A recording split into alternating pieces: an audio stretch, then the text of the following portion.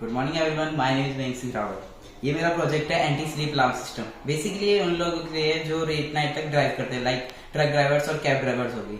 वो अच्छे से नींद नहीं लेते अपनी, जिससे उन्हें रात को नींद आ रही होती है और तब भी वो लेट नाइट तक ड्राइव करते हैं। उसको ही कम करने के लिए हमें बनाया है, उससे बहुत बड़े एक्सीडेंट हो जाते हैं। ये हमारा IR सेंसर है। जब ड्राइवर की आईज 3 to 4 सेकंड के लिए क्लोज होगी, ये IR सेंसर उसे डिटेक्ट करके आगे सिग्नल देगा आर्डिनो में। आर्डिनो में प्रोग्रामिंग की है, सो इस हिसाब से आर्डिनो आगे सिग्नल देगा बजर को और बजर कीप करना स्टार्ट कर देगा। सेम टाइम में आर्डिनो सिग्नल देगा रिले को। रिले एक ऑटोमेटिक स्विच है, सो रिले जो गाड़ी की मोटर में बैटरी के थ्रू पावर जा रही है उसे कट ऑफ कर देगा, जिससे गाड़ी ऑटोमेटिकली स्लोली रुक जाएगी। इससे बहुत सारे एक्सीडेंट कम हो सकते हैं। सो अभी वर्किंग।